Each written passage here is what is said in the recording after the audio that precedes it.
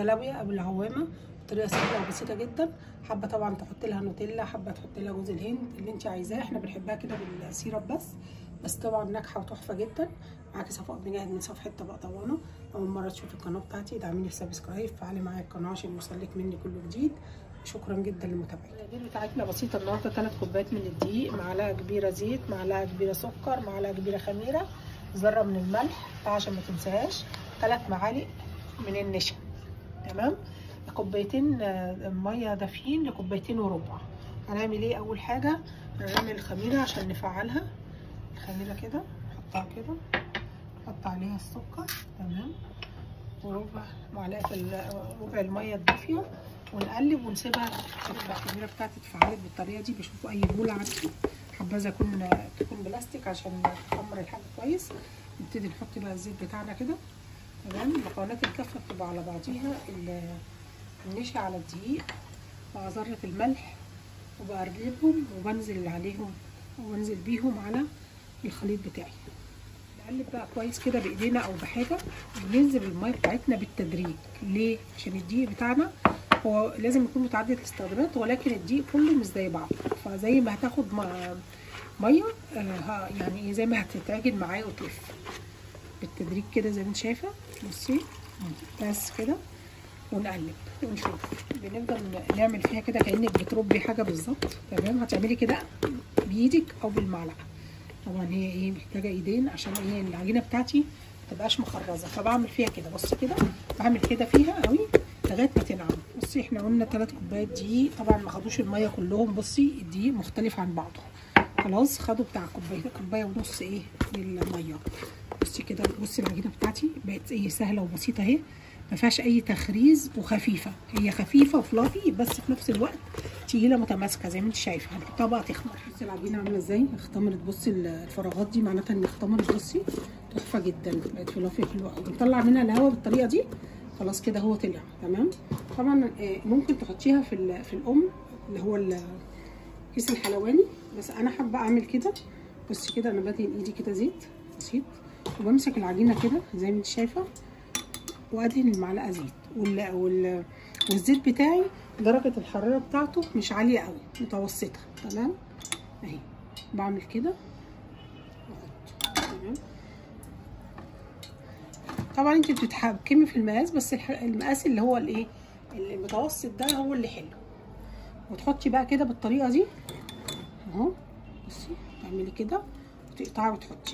سهله جدا. بتعوصي الايه بتحطي المعلقه في الزيت. خلاص كده كده تطلع مدوره حلو. تمسكي كده وتروحي عامله قبضه ايدك كده وتقطعي وتحطي. طبعا الاشكال مش هتبقى متساويه قوي، بس ولكن ايه هتبقى حلوه. ممكن بقى زي ما قلت لك تحطيها في كيس الحلواني وتقطعيها بالمقص.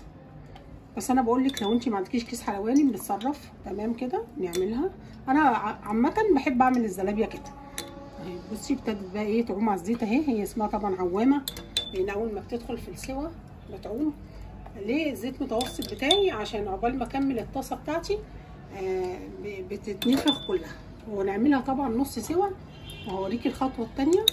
وطبعا الزيت ده ازازه زيت بتحطيها نظيفه تستخدميها بعد كده في الزلابيه تاني او في القطايف، عشان لازم الزيت بتاعهم يبقى نظيف. نكمل بقى الطاسه بنفس الكيفيه. هوريكي هعمل ايه الخطوه كده. ابتدت تعوم وهي بقى ايه. بصي نفخت اهي وابتدت تستوي. ابتدي اقلبها بقى. تمام. عشان انا مش عايزاها تكمل سواها مره واحده، لا انا هخليها نص سوا واطلعها واكمل المرحله الثانيه وهوريها لك ان شاء الله لما اطلعها هتبقى لونها عامل ازاي معايا كده في الخطه دي. تمام. لو في واحده مشبكه ولا حاجه انا بحاول ايه اقطعها كده عشان تستوي. طبعا لزقت عشان انا ايه عملت كتير. المفروض ان انا ايه ما املاش قوي عشان ما تبقاش لازقه في بعضيها. هي كده في المرحله دي خلاص هي تعتبر استوت، ما بقتش عجين، بس انا مش عايزاها تحمر. هعمل كده. تمام.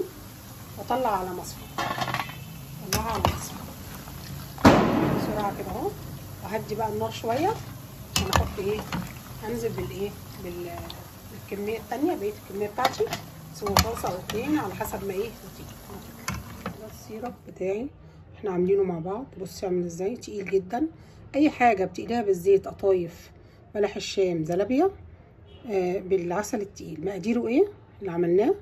2 كوبايه سكر لكوبايه ميه، تمام. عصره ليمونه، لو عندك معلقه عسل جلوكوز بتدعمي بيها، بتدي لمعه حلوه، بتخليها زي الحلويات الجاهزه. مع بعض بقى عشان نشوف نكمل الزلابيه. وده كده كان السيرب بتاعي، وبتخليه قد 12 دقيقه يغلي على النار، وبعد كده يبرد، وبعد كده نستعمله فيها. عامله حلقتين للسيرب، سيرب خفيف وتقيل للحلويات كلها من غير عسل جلوكوز، وسيرب لسه عامله الحلقه بالعسل الجلوكوز، وده طبعا بيبقى افضل، بيخليها زي الجاهزه بالظبط. كلها بتاعت الزلابيه بصي ما شاء الله، كميه حلوه، ومن كوبايتين بس من الدقيق. هنعمل ايه بيهم بقى؟ نروح نازلين على الزيت بتاعنا اللي سخن لسه، طبعا دي معلقه اهو تمام، وبنعلي بقى عشان ياخد اللون الجراتان الذهبي الجميل اللي انت بتشوفيه الجاهز اهو. ابتدينا نقلبها زي ما انت شايفه، ابتدت تاخد كلها اللون الذهبي. مش عايزه حته مثلا تبقى بيضه كده وحته لا، عايزاها كلها تبقى ايه، لون واحد كده. خدت اللون الذهبي الجميل زي ما انت شايفه، مقرمشه وحلوه قوي. بنطلعها على طول على السيرب بتاعنا اللي هو ساقع، وبنحاول نغطسها كده. بس السيرب تقيل ازاي، عامل زي العسل الابيض، شايفه تمام. تبقى بس الخطوات اللي انا قلت عليها. هنطلع بقيه الكميه، نصفي الزيت كويس قوي، ونحط كده ونغطس بايدينا، نغطس الناحيه الثانيه كده في السيرب تمام. بصي بطلعها من السيرب في مصفى زي ما انت شايفه. بصي المنظر، شوفي شكلها عامل ازاي، شرب عسل وتقيله. بصي شايفه